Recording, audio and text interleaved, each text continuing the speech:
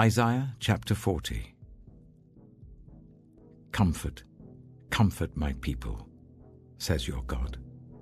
Speak tenderly to Jerusalem, and proclaim to her that her hard service has been completed, that her sin has been paid for, that she has received from the Lord's hand double for all her sins. A voice of one calling, in the wilderness prepare the way for the Lord. Make straight in the desert a highway for our God.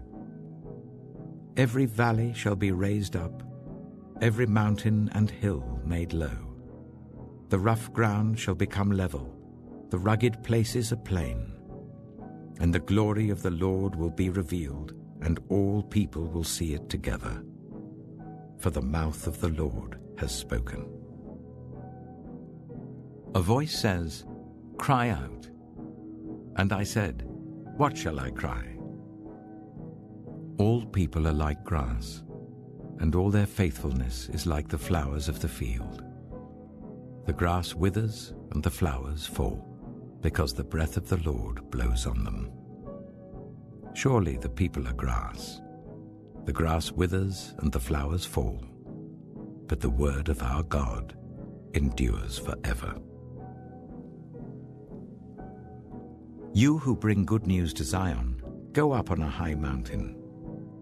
You who bring good news to Jerusalem, lift up your voice with a shout. Lift it up, do not be afraid. Say to the towns of Judah, "Here is your God." See, the sovereign Lord comes with power, and he rules with a mighty arm. See, his reward is with him, and his recompense accompanies him. He tends his flock like a shepherd. He gathers the lambs in his arms and carries them close to his heart. He gently leads those that have young. Who has measured the waters in the hollow of his hand, or with the breadth of his hand marked off the heavens?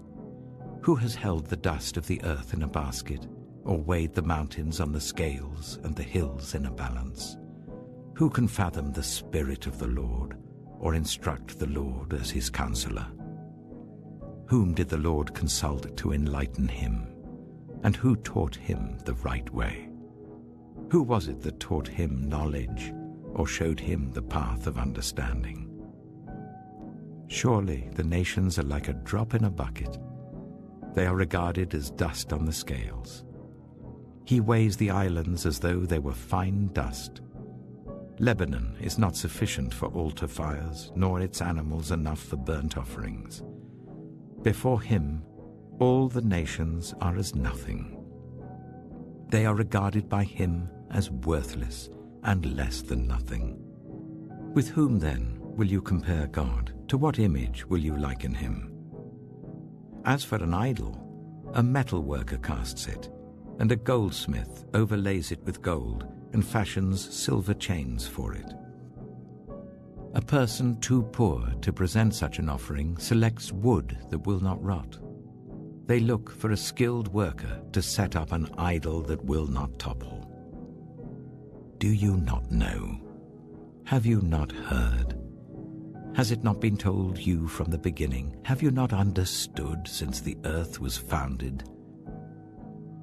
He sits enthroned above the circle of the earth, and its people are like grasshoppers.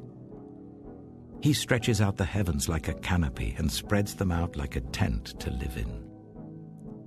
He brings princes to naught and reduces the rulers of this world to nothing. No sooner are they planted, no sooner are they sown, no sooner do they take root in the ground, than he blows on them and they wither, and a whirlwind sweeps them away like chaff. To whom will you compare me, or who is my equal? Says the Holy One. Lift up your eyes and look to the heavens. Who created all these? He who brings out the starry host one by one and calls forth each of them by name. Because of his great power and mighty strength, not one of them is missing. Why do you complain, Jacob? Why do you say, Israel, my way is hidden from the Lord, my cause is disregarded by my God? Do you not know? Have you not heard? The Lord is the everlasting God, the creator of the ends of the earth.